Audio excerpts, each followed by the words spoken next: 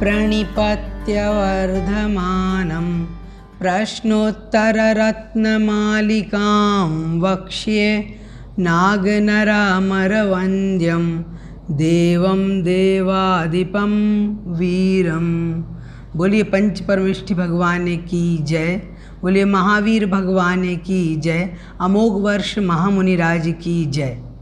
बंधुओं, हम सभी लोग प्रश्नोत्तर रत्नमालिका का स्वाध्याय कर रहे हैं। यह अनुपम ग्रंथ ऐसे रत्नों से भरा हुआ है जो प्रश्न और उत्तर रूप हैं, जिसमें बहुत सारे ऐसे प्रश्नों का समाधान हमें मिल जाता है जिन प्रश्नों का समाधान बहुत यत्न करने पर भी हम प्राप्त नहीं कर सकते। तो इसका स्वाध्याय हम इसको निरंतर करें और बार बार चिंतन करें।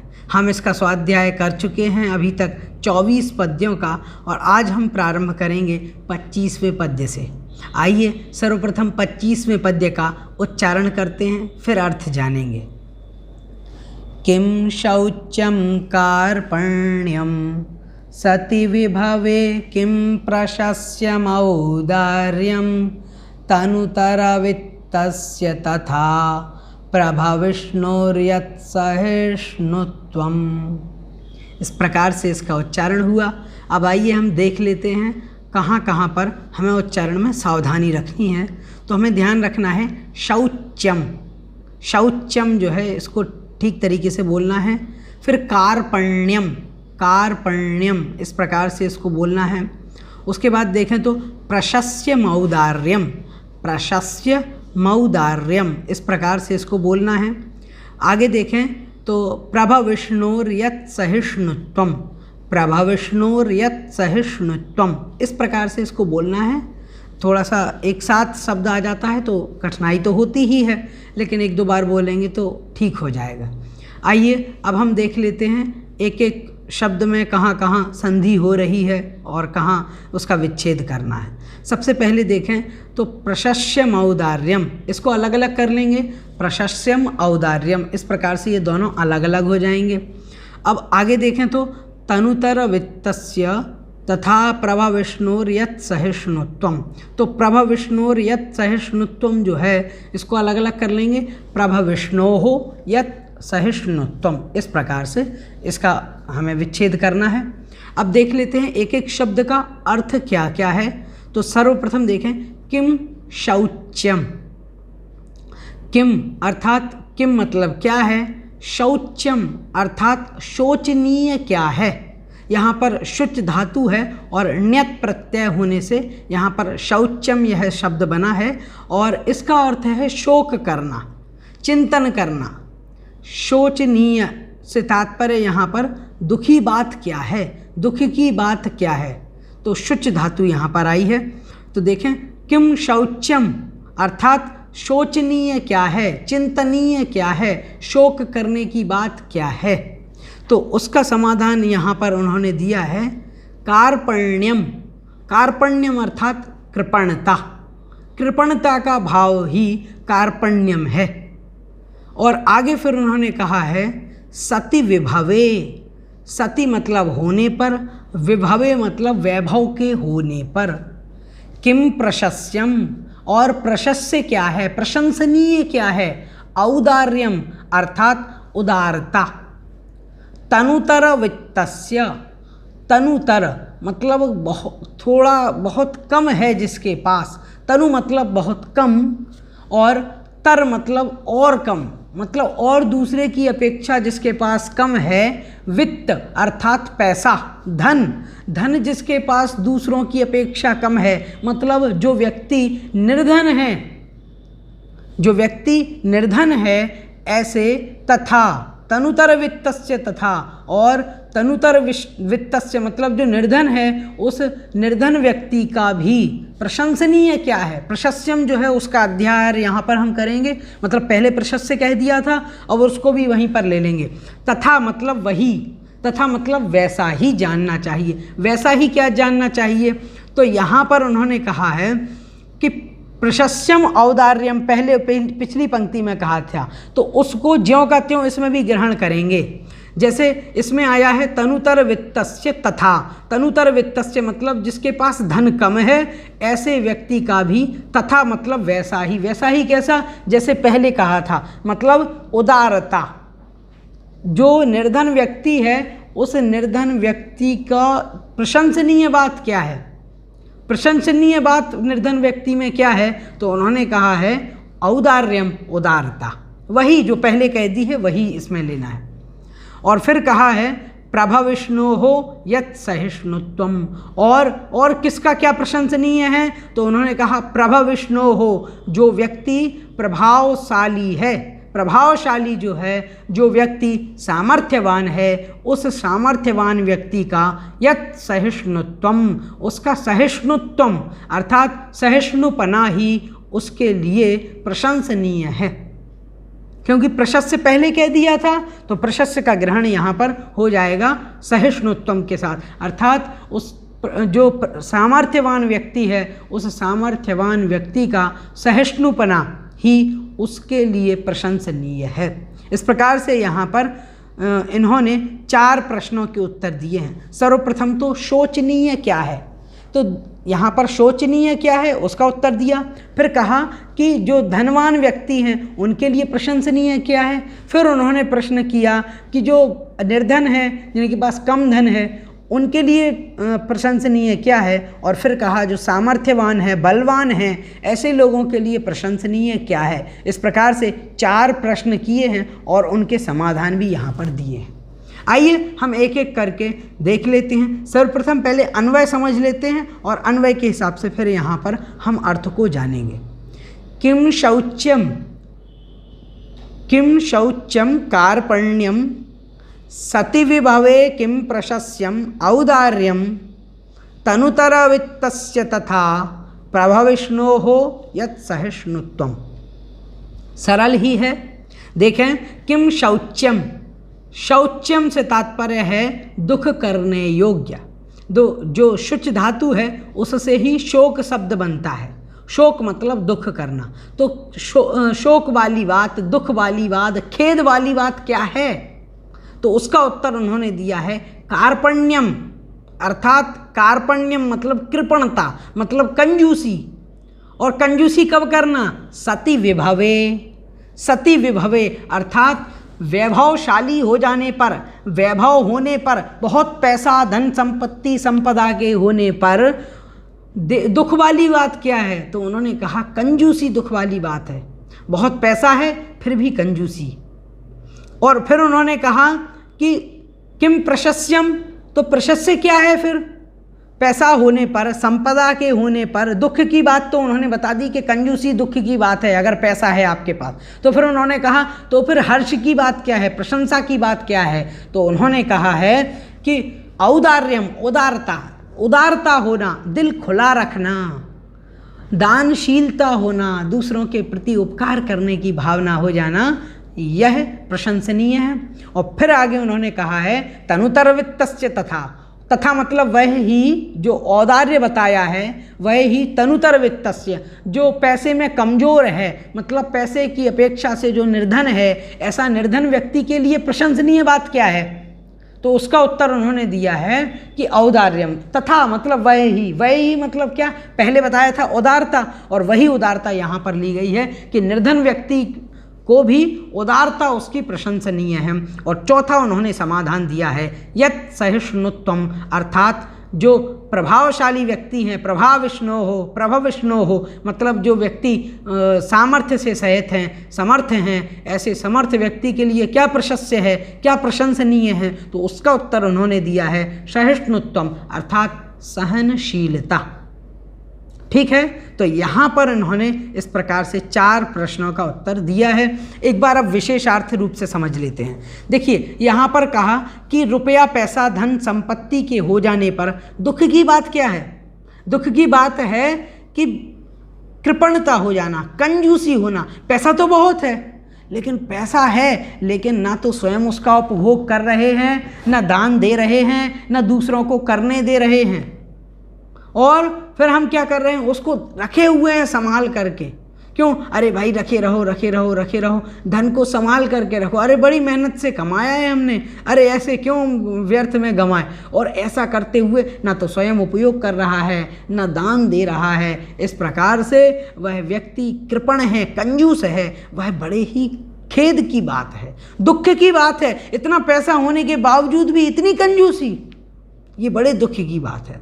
उसका कोई उपयोग ही नहीं रह गया। इतना पैसा है, रुपया है, धन संपत्ति है, तो उसका क्या उपयोग है? क्यों? क्योंकि आपने उसका उपयोग ही नहीं किया। वो ज्यों का त्यों रखा का रखा रह गया। वो दूसरों के पास था, सो अब तुम्हारे पास है। क्या विशेष बात है उसमें? कोई विशेष बात नहीं है। तो ये क्या है? ये दुख की बात है। और अगर पैसा हो तो प्रशंसा की बात क्या है? तो वो कहते हैं कि पैसा होने पर उदारता होना, ये प्रशंसा की बात है। कि पैसा है तो पैसा होने के साथ साथ कि भाई रुपया पैसा तो हमारे पास है, मेरे पास इतना पैसा है, मैं तो खा सकता हूँ, कमा सकता हूँ, अपना गुजारा कर सकता हूँ और अपने साथ एक और व्यक्ति का गुजारा भी कर सकता हूँ। इतना पैसा मेरे पास आ जाता है हर महीने, हर साल। तो फिर अब मुझे क्या करना चाहिए? अब मुझे ऐसा उद्यम करना चाहिए जिससे दूसरों का भी हित हो सके, इस पैसे का सदुपयोग हो सके, अच्छे कार्यों में मैं इसको लगा सकूं, ऐसा विचार करना चाहिए। यदि ऐसा विचार है और ऐसा कार्य यदि कोई व्यक्ति करता है तो वह उसके लिए प्रशंसनीय है। इस पैसे का उपयोग ही क्या है?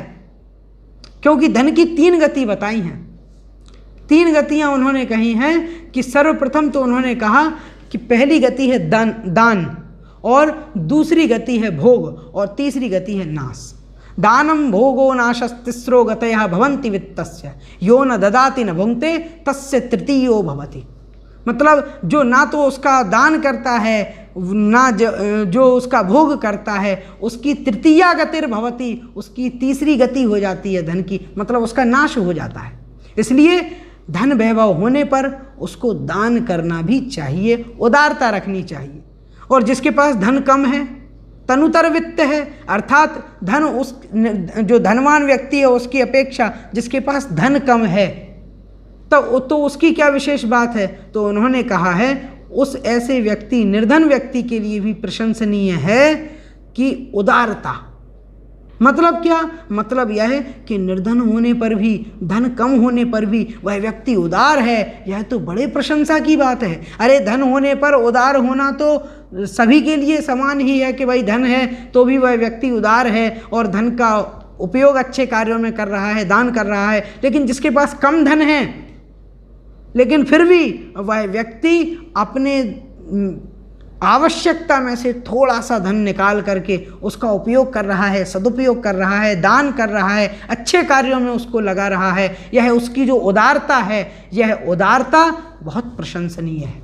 और बाद में फिर उन्होंने कहा है कि समर्थवान जो व्यक्ति हैं, जो सामर्थ्य से सहित हैं, ऐसे समर्थ लोगों के लिए क्या प्रशंसनीय है? तो उन्होंने कहा सहिष्णु, अर्थात आपके पास सामर्थ्य है, मैं उस व्यक्ति का बिगाड़ कर सकता हूँ, उसने मेरे साथ बुरा किया है, मैं उसका बुरा कर सकता हूँ, लेकिन इतनी सामर्थ्य होने पर भी मैं उसका बुरा नहीं कर रहा हूँ, सहिष्णु बना हुआ हूँ। कोई बात नहीं, उसने कर दिया, कोई बात नहीं, चलो हो गया, छोड़ो, अब उसका बुरा मैं नहीं करूँगा।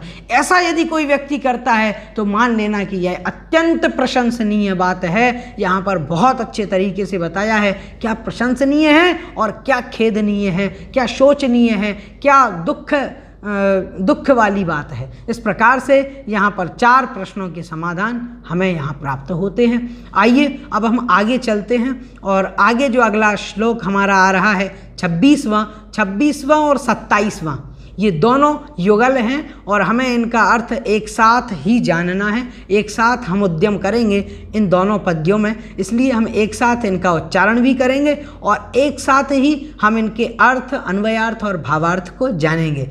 आइए सर्वप्रथम इनका उच्चारण करते हैं।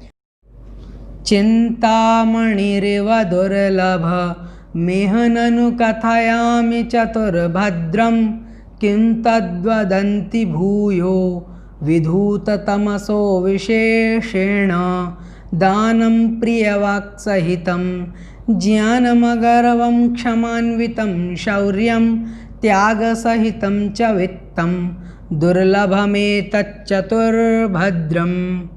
इस प्रकार से इसका उच्चारण है। आइए अब हम देख लेते हैं कहाँ उच्चारण में हमें कठिनाई हो सकती है। तो यहाँ पर देखें चिंतामणि रिव, इस प्रकार से इसको बोलना है, मणि रिव, इस प्रकार से। उसके बाद हम देखें तद्वदंती, तद्वदंती, इस प्रकार से इसको बोलना है, दा में वा जुड़ा हुआ है। उसके बाद यदि हम देखें तो ज्ञानमगर्वम क्षमान्वितम शौर्यम, इसको बोलना है। और अंतिम जो है दुर्लभमेतत् चतुर्भद्रम, दुर्लभमेतत् चतुर्भद्रम, इस प्रकार से इसका हमें उच्चारण करना है। चूँकि ये युगल है तो इसका अर्थ भी एक साथ में आएगा, एक साथ में ही हमें इसका अर्थ समझना चाहिए। अब आइए हम देख लेते हैं इसमें संधि कहाँ कहाँ हो रही है और उसका हमें विच्छेद कैसे करना है। तो सबसे पहले चिंतामणि रिव, तो इसको अलग अलग कर लेंगे, चिंतामणि इव, ये अलग अलग हो जाएगा। फिर देखें दुर्लभ मेह, दुर्लभम इह, इस प्रकार से ये दोनों अलग अलग हो जाएंगे। उसके बाद देखें तो भूयो विधूत तमसो, इस प्रकार से दिया है, तो भूयः अलग हो जाएगा और विधूत तमसः ये अलग हो जाएगा, ये अलग अलग हो जाएंगे। उसके बाद में यदि हम देखें तो फिर आता है दुर्लभ मेतत् चतुर्भद्रम, यहाँ पर संधि हुई है, दुर्लभम एतत् चतुर्भद्रम, इस प्रकार से ये अलग अलग हो जाएंगे।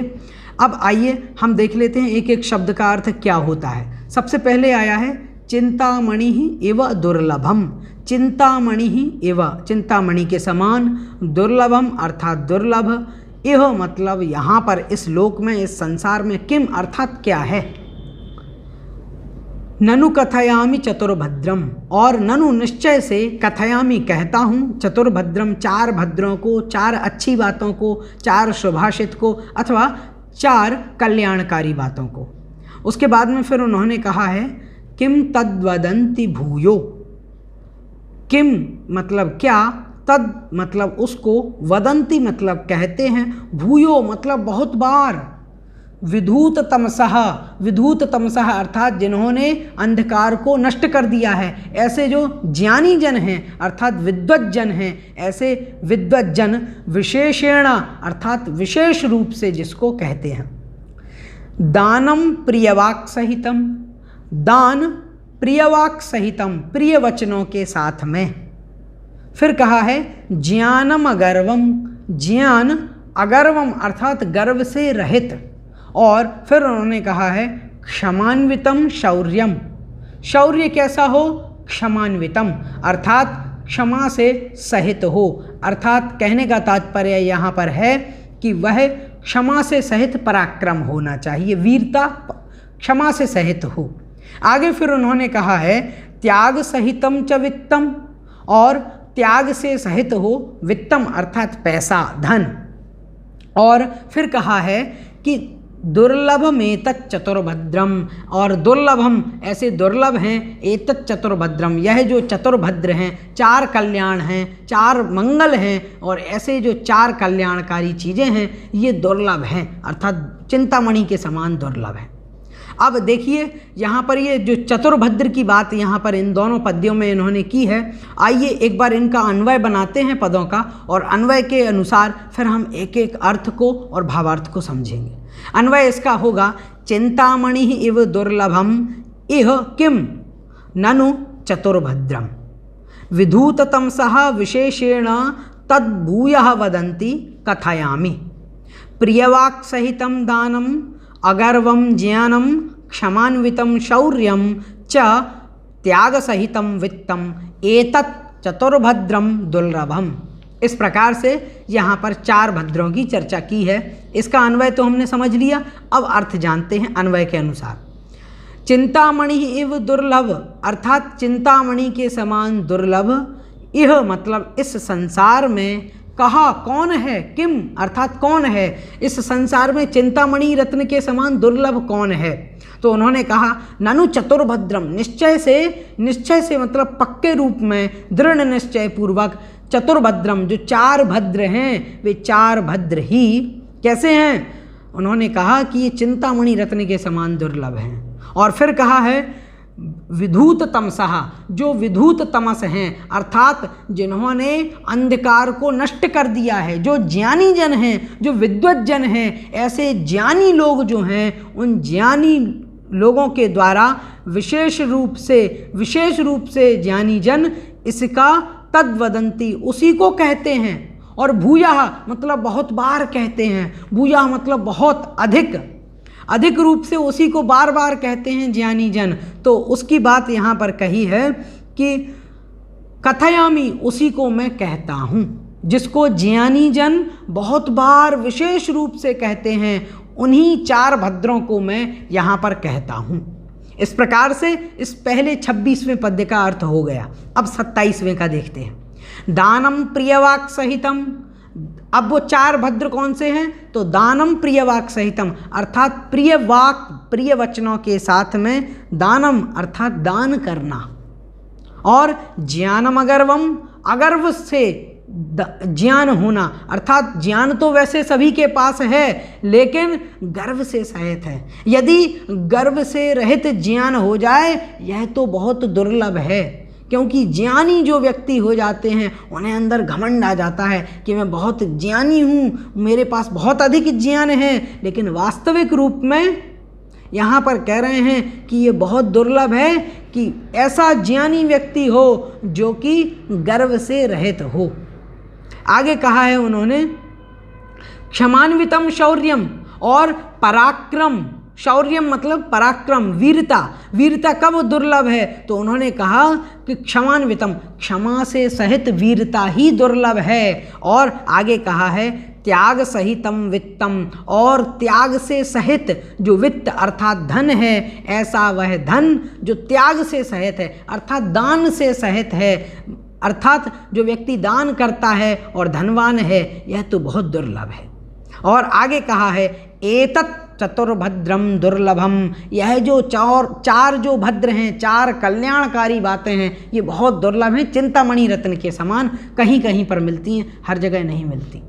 इस प्रकार से यहाँ पर 4 भद्रों की बात की है। अब देख लेते हैं 4 भद्र कौन कौन से हैं, एक बार इन सब का भावार्थ समझ लेते हैं। उन्होंने कहा कि विद्वज्जन जिनका बार बार विशेष रूप से कथन करते हैं, उन्हीं 4 भद्रों को जो कि चिंतामणि रत्न के समान अत्यंत दुर्लभ है, उनको मैं यहाँ पर कहता हूँ। ये तो 26वें पद्य में बताया है। अब चिंतामणि रत्न का मतलब क्या है? चिंतामणि रत्न एक ऐसा रत्न होता है जिसको यदि कोई व्यक्ति अपने पास में रख ले, जिसके पास वो चिंतामणि रत्न हो, वो जैसा ही चिंतन करेगा तदनुसार उसके पास वैसी वस्तुओं की प्राप्ति हो जाएगी। इसलिए यह रत्न बहुत दुर्लभ है। तो इसलिए यह जो रत्न जैसा दुर्लभ है, उसी प्रकार से ये 4 चीज़ें बहुत दुर्लभ हैं। तो पहली बात उन्होंने कौन सी कही है? दानम प्रियवाक सहितम। दान तो सभी देते हैं, लेकिन प्रिय वचनों के साथ में दान देना। मैं दे रहा हूँ ये तो ठीक है, लेकिन प्रिय वचनों के साथ कि मेरा तो यह सौभाग्य है कि मुझे अपने धन का आपके लिए उपयोग करने में सौभाग्य मिल रहा है, कि मेरा धन आपके उपयोग में आ रहा है, मैं आपकी सहायता कर पा रहा हूँ। ऐसा प्रिय वचनों के साथ में दान करना बड़ा दुर्लभ है। लोग बाग देते तो हैं, लेकिन दान करने के साथ साथ ये भी कह देते हैं गरीबों को मैं दे रहा हूँ, ये बेचारे भूखे लोग हैं, मैं दे रहा हूँ। तो उसमें क्या है? उसमें गर्व भी आ जाता है। और प्रिय वाक्य नहीं है ये। प्रिय वाक्य तो कौन से होते हैं? अरे मैं दान कर रहा हूँ अपने इस द्रव्य का, इस पैसे का, ये तो मेरे लिए बड़े सौभाग्य की बात है। ऐसे प्रिय वचनों के साथ में जो व्यक्ति दान देता है वह वास्तविक रूप में दुर्लभ है। और दुर्लभ क्या है? तो उन्होंने कहा है ज्ञानम अगर्वम, अर्थात गर्व से रहित ज्ञान का होना।